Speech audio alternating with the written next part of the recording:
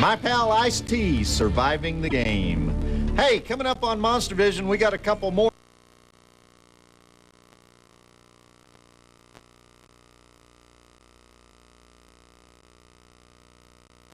In the middle of the show and sing some song about let my people roam free while standing in front of a silhouette of the Brooklyn Bridge. Does that really happen in Riverdance, or did I just have some kind of weird PBS nightmare?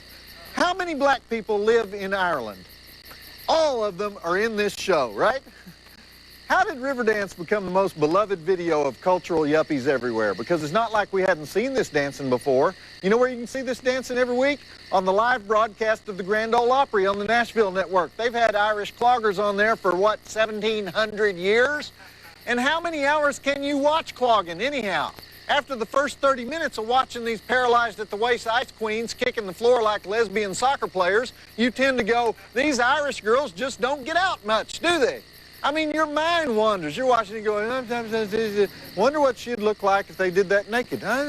They probably wear sport bras, right? Because I know there's supposed to be some kind of story to Riverdance, but to figure it out, you have to listen to those high-pitched Tweety Bird singers and actually figure out what the words are. Are all Irish songs written for triple high C sopranos accompanied by accordion music? No wonder there's so many drunks over there. I just don't get the whole deal. Riverdance. Pow, pow, pow, pow, Riverdance. I am woman. Bring out the twittering midget.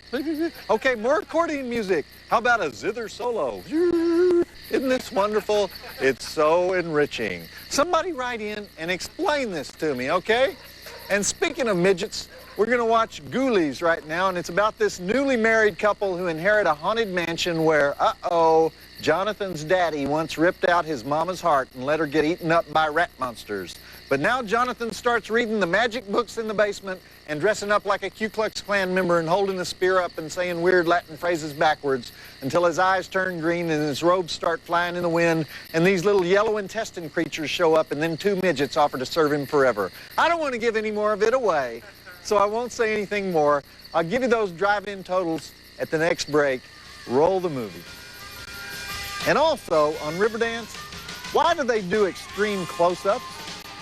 Because it just looks like this. That's an extreme close-up on Riverdance. Why do they do that?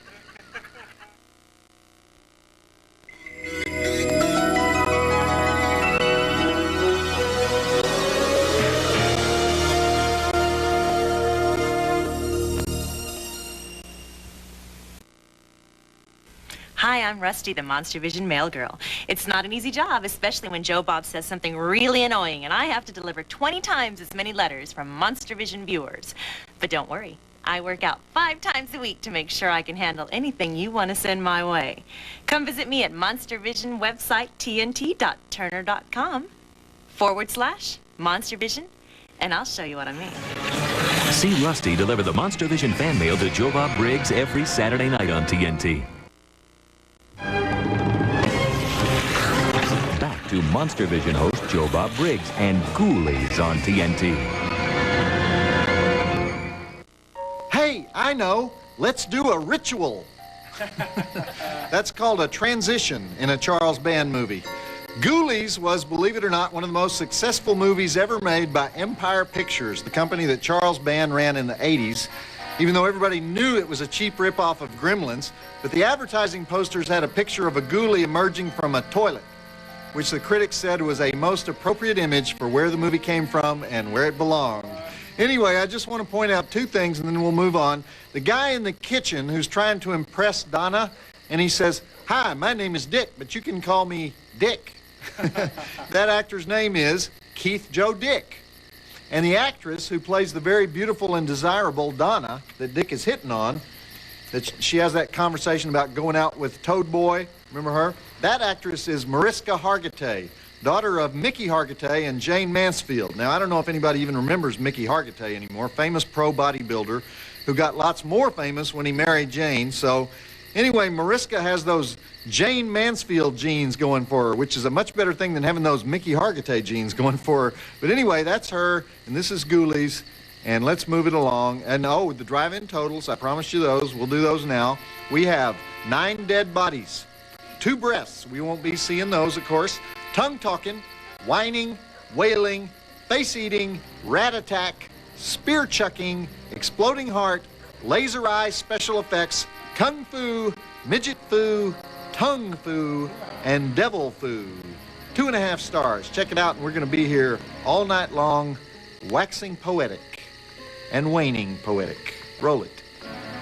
This whole thing was filmed in the Waddles Mansion in West Hollywood, which has been deserted ever since Mickey Hargitay was Mr. Universe. So, anybody ever see old newsreel footage of Mickey? He was kind of the Jean-Claude Van Damme of his day. You couldn't quite take him seriously, but you couldn't avoid him either. He was one of Mae West's boy toys toward the end of her life, and Jane stole him from Mae West. Ugh, I don't want to think about that. You know, there just aren't that many things that are scary anymore, are there? Fortunately, one of them is our MonsterVision website, which is where we put the viewer mail we're too chicken to actually put on TV. Did you people have mothers that write this stuff? Good grief. You can also check out the weekly Playmate, provided your taste in centerfolds runs to scaly mutants and saber-toothed vixens. Just head on over to tnt.turner.com/MonsterVision, and when you get there, do me a favor, okay? Keep it in the ballpark area of borderline psychotic. Don't go into that other zone, all right? We got kids logging on. Some of them are already mutating. Visit the MonsterVision website at tnt.turner.com/MonsterVision. Back to MonsterVision host Joe Bob Briggs and Ghoulies on TNT.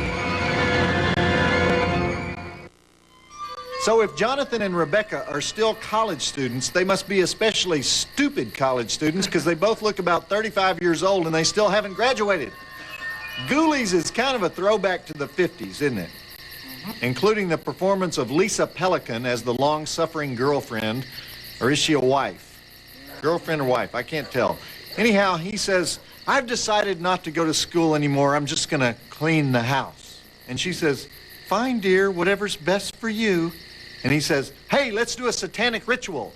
Well, all right, honey, if you think so. It reminds me of that Nancy Reagan role in Donovan's Brain. You know, I'm going to be keeping this brain alive in the back room, sweetheart. That's good. How about a nice stew? I don't know if they did it on purpose or not, but the acting is kind of 50-ish as well. So did you see the way Jonathan suddenly turned zombie on us? Like that? He's summoned down into the basement.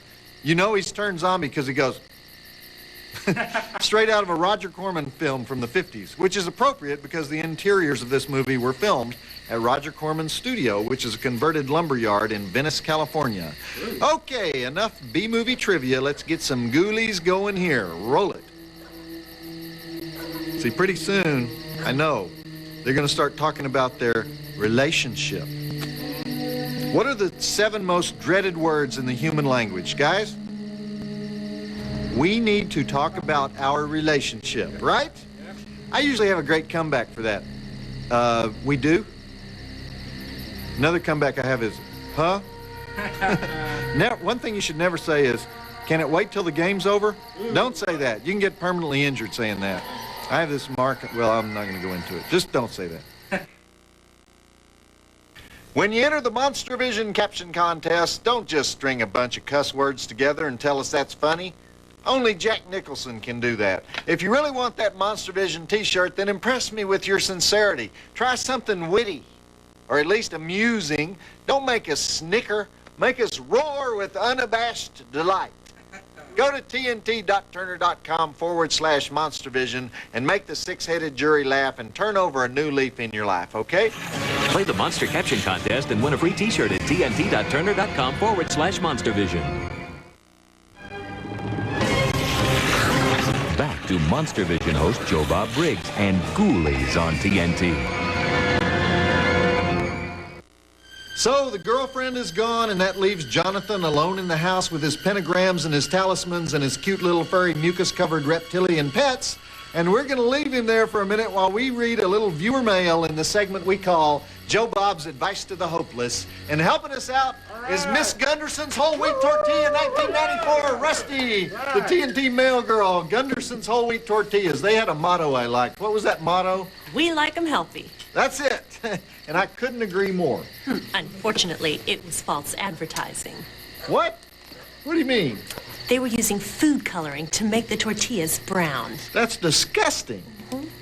They were misrepresenting themselves. It was a flour tortilla, in other words, disguised as a whole wheat tortilla. Exactly. And you were representing them. Well, fortunately, your own tortillas survived that traumatic experience. So. I hope I didn't hear that. Well, who do you say the letter is from? Because... It's from Darren McBee in Los Angeles, California. They were supposed to be whole wheat. Yes, I understand. All right. Dear Joe Bob Briggs, a lot of stuff in this letter. Dear Joe Bob Briggs, I'm writing to you after watching you and Roddy Piper give your sparkling review of Immortal Kombat. My name is Darren McBee, and I was the, let's see, how'd you put it, ex-Chippendale, steroid-pumping, silicone butt-implanted, B12 injecting actor that remained nameless. Oh, boy, okay. There's a few issues I'd like to address if you'd indulge me. Regarding the steroid comment, how about taking a look at Mr. Piper's bod during his They Live performance, and then his somewhat deflated look on Immortal Kombat. Funny you didn't ask Hot Rod about anabolic steroid usage. You took pot shots at two of us that were unable to defend ourselves. In regards to the silicone butt implant comment, sorry, these buns are all USDA prime choice. However, you were correct on two accounts. Let's look at his buns. We have his buns. He's got pictures of himself. This is Darren, okay? This is Darren, and he says, get a good look at him? Yeah. He says, for one, I did use B12 injections to keep the killer mosquitoes at bay. Okay. And two, I did have a short stint as a Chippendales dancer. Now, about the nameless actor bit, chew on this, Joe Bob. Some of my credits include a starring role on American Gladiators. Guest starring roles on shows like Married with Children, Sybil, In Living Color, and many others. See resume. And he has his resume here. 6'4", 220, Buns of Steel. As far as films, try roles on the last two Batman films and a lead villain role in this past #1 box office film, Mortal Kombat Annihilation on for size. See enclosed picture of the horny guy in Mortal Kombat. Here he is as the horny guy in Mortal Kombat. Point being this, Joe Bob, I think Roddy Piper is a terrific guy. However, before you bag on another actor, why don't you make sure that his resume and acting accomplishments aren't more substantial than your guest stars?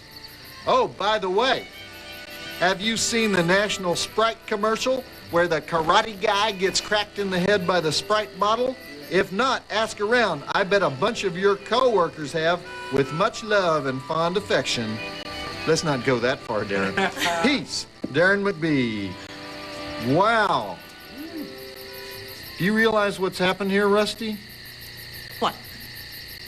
Like a jerk, I poked fun on national TV at the karate guy who gets cracked in the head by the Sprite bottle. I didn't know it was that guy. I didn't know it was that guy. Oh, my God, Darren, you've got to come on the show when we have our All Chippendales Actors Reunion show, because I feel so ashamed of myself. I feel terrible about this.